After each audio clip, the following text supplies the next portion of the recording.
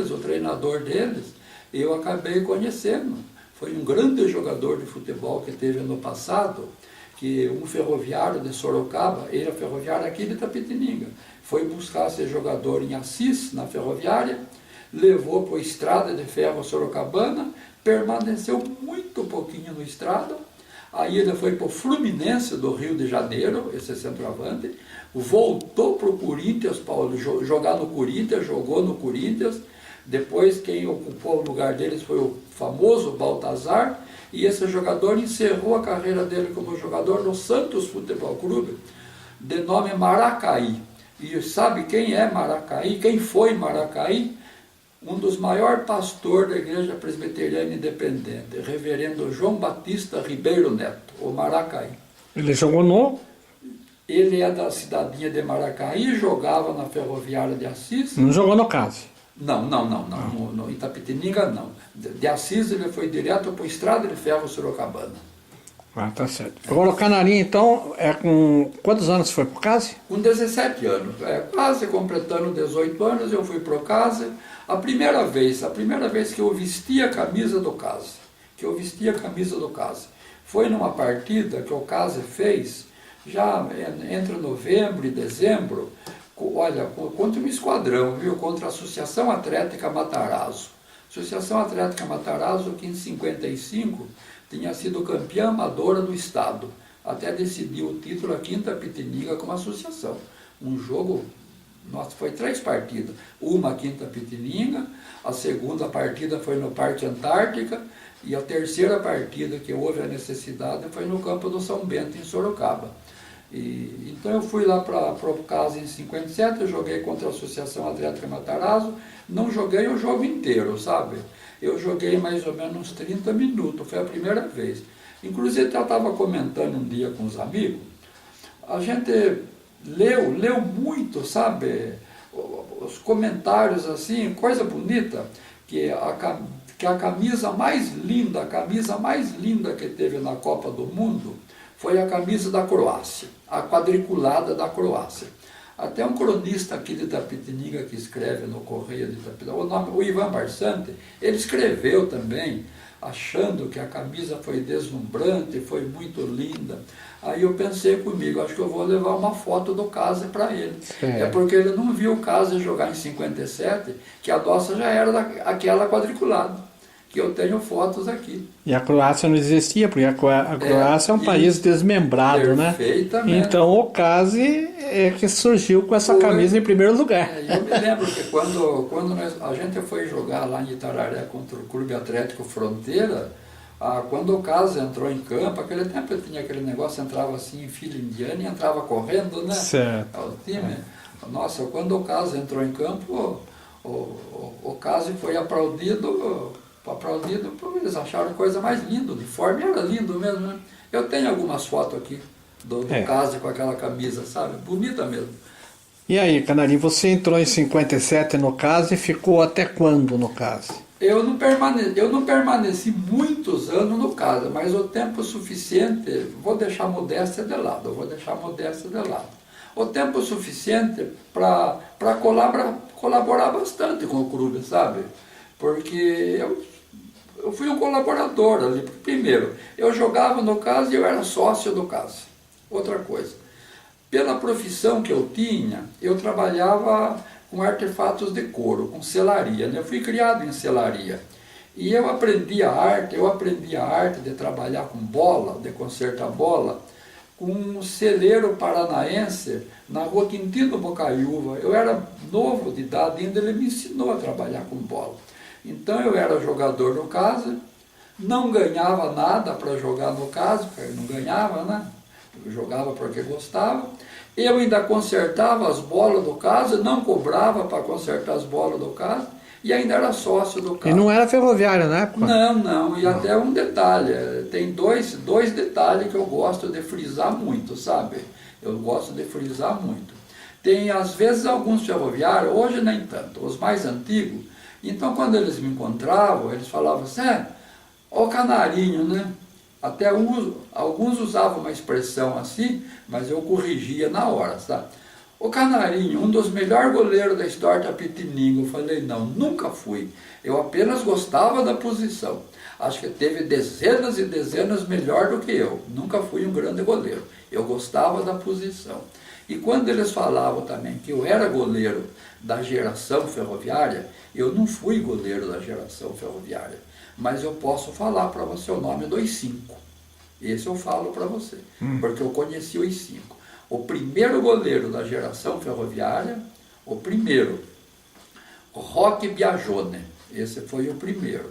Depois de Roque Biagione, aí teve aquele seu Antônio de Moraes, que tinha o apelido de Padeiro, que era chefe de trem que veio de Itararé, foi goleiro do Casa. Aí teve Orlandinho, ele era meio miudinho, até carinhosamente a gente chamava de Orlandinho Preto. Ele era meio miudinho e ele era soldador nas oficinas da Via Permanente.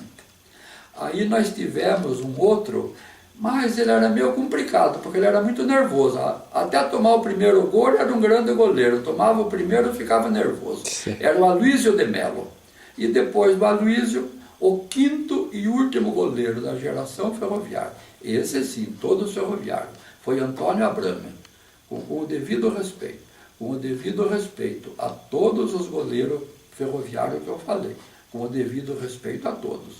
Cada um no seu tempo, na sua época, mas para mim o melhor foi o Abrame, sabe?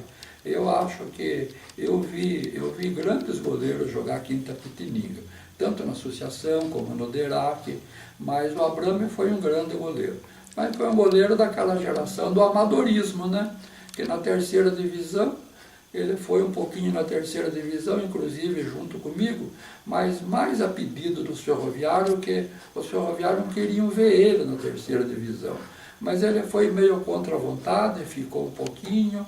Eu até tenho uma foto aqui, e eu guardo com muito carinho essa foto, porque na foto aparece eu e Abrame. Na verdade, o que seria eu e Abrame naquela foto ali? Eu, o aluno, e ele, o professor, né? Porque quando eu ia assistir jogo do Casa, o que eu mais ia para ver no Casa era ver o Abrame, o goleiro do Casa, jogar. Quantos anos você ficou no Casa aí mesmo? 57 já? Eu fiquei no Casa de 57 até 61. Na segunda divisão não fiquei. Aí eu achei que já não dava mais, sabe? Eu tinha que trabalhar, tinha uma pequena oficina de selaria. E você sabe, o time profissional, o treinador, ele quer o jogador 4 vezes por semana lá no campo, né? Você certo. Terça, quarta, quinta, sexta, às vezes até tinha algum trabalho que eles faziam com os jogadores no sábado de manhã, e eu precisava trabalhar e aí eu deixei. Mas parei, mas ainda pude, assim, depois de um certo tempo, ainda acabei realizando um sonho meu. Eu ainda pude vestir um pouquinho a camisa da associação e do Derac. Fui na associação lá uns 3 meses, quando a pedido que eles estavam precisando de um segundo goleiro, que o titular deles na segunda divisão era o Costa, um excelente goleiro que veio de Santos. Dizem que jogou no Jabaquara, o Costa. Até o filho dele foi delegado de polícia aqui em Itapetininga. Chamam de Costinha, né? E ele teve lá uma contusão e a associação precisava de um segundo goleiro. Eu fiquei um pouco na associação, mas não joguei no titular, sabe? Jogava na preliminar e ficava assim, meio à disposição. E depois, uma vez também, eu fui procurado também pelo pessoal do Derac.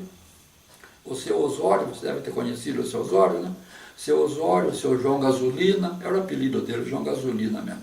Eles me procuraram, que o goleiro titular do Derac era fabuloso, né? Para mim, um dos grandes goleiros que passou por Itapetininga. Tanto que ele saiu daqui, foi ser titular no São Bento, né? 1 ano de São Bento, ele foi titular do Palmeiras. E ele só perdeu a posição no Palmeiras porque ele se contundiu. E ele perdeu a posição no Palmeiras para um goleiro que jogou 4 Copas do Mundo, nada mais, nada menos, pro Leão. Esse goleiro que eu estou falando era o Chicão. Esse acho que você deve lembrar, né? O Chicão. Você foi reserva dele? Fui reserva um pouco do Chicão lá, jogava também, jogava na preliminar. Mas o Derac entrava em campo para fazer algumas partidas amistosas, não era a época de campeonato, e eu ficava na regra 3. Mas não entrei nenhuma vez, sabe? Até, aliás, a única vez que era para mim jogar e o Chicão ia ser reserva meu, ele deu tanta sorte, rapaz, até foi bom, viu? A gente saiu daqui para jogar em Avaré, e o treinador do Derac era um uruguaio, o seu Humberto Cabelli, e o Chicão não estava caprichando muito no treino, sabe? Ele não caprichava mesmo. Estava meio relaxadão, e o seu Cabelli acho que ia castigar, sabe, o Chicão, e acho que eu ia sair jogando aquele dia. Mas até foi bom, sabe? Chegamos lá, deu uma tempestade, o campo encheu de água e não teve jogo, sabe? Eu até achei melhor assim, viu? Relembra aí o nome dos jogadores que você jogou no CASE, os grandes nomes da época. Na terceira divisão, o CASE não teve grandes jogadores assim na terceira divisão. Na terceira não.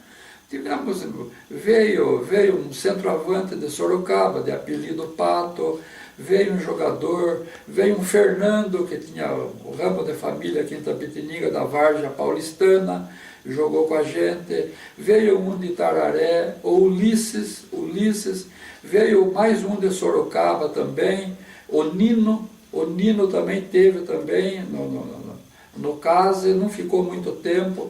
Agora, o jogador, ele não era famoso, pelo menos eu não me lembro, mas o irmão dele foi famoso, o irmão foi. Quem jogou com a gente no CASE, e eu tenho uma foto do CASE aqui com ele no time, era o Durval, irmão do Benê, que jogou no São Paulo. O irmão do Benê jogou com a gente no CASE. Agora, na segunda divisão, o CASE já montou um time bem mais forte, né? Só que parece que aquele time da segunda do CASE durou um ano, né? 1 ano, 2 anos. Aí já eles viram que Itapetininga não tinha condições de manter 3 times profissionais, né? Era difícil mesmo, né? Porque a grande força do quer queira ou quer não queira, com todo o respeito aos ferroviários, com todo o respeito aos atleticanos, mas na verdade quem veio mesmo para o profissionalismo com muita força aqui em Itapetininga foi o Derac, né? O Derac, porque o Derac tinha toda aquela força do DR, da chefia do DR, né? Os engenheiros do DR, tanto que os engenheiros, não sei se você prestou atenção numa coisa, lá no Derac, os engenheiros eram presidente do Derac. No CASE, você nunca viu um engenheiro ser presidente do CASE. Estou certo ou errado? Certo. E nós tínhamos aqui em Itapetininga engenheiro de tração, engenheiro da via permanente, mas talvez eles não gostassem de futebol, sei lá, né? Mas o Derac veio com mais força, e se a gente for contar a história do Derac, você lembra tanto quanto eu, partidas memoráveis que a gente assistiu aí, né? Aqui em Itapetininga, nós estamos para falar do CASE, mas falar do futebol em geral, porque envolve a cidade, né? Aqui em Itapetininga jogou São Paulo Futebol Clube, jogou Palmeiras, Portuguesa de Desportos, e uma partida que emocionou muito o povo de Itapetininga, quando o Derac jogou numa quarta-feira, nada mais, nada menos, contra a seleção da Arábia Saudita, né? Dirigida por Rubens Minelli. Não sei se você estava lá esse dia. Lembro, estava lá, sim. Inclusive, uma coisa bonita que teve foi quando aquele senhor que trabalhava de lavador, ele entrou vestido a caráter no campo, né? Como árabe, né? Seu Buchala, né? Verdade. O Corinthians jogou aqui também, ganhou só de 2-1, né? Verdade. Completinho, né? Jogos equilibrados, né? Então, eu creio que o futebol de Itapetininga foi forte no passado. E hoje eu fico pensando, né? Só lembranças hoje. É só lembrança, porque eu acho que Itapetininga tem uma população de 160 mil habitantes. 160 mil habitantes. E hoje nós não temos um time aqui em Itapetininga, nem eles falam B2, Bzinha, mas na verdade seria uma 4ª divisão, né? Porque a gente tem, por exemplo, o chamado Paulistão, depois tem o A2, o A3, então essa outra divisão seria a 4ª divisão. Seria mais lógico falar 4ª divisão, né? Verdade. Assim como no Brasileirão tem a Série D, né? Poderia ser a 4ª divisão, né? Não é de mérito nenhum, né? Verdade. São times que estão buscando uma classificação, né?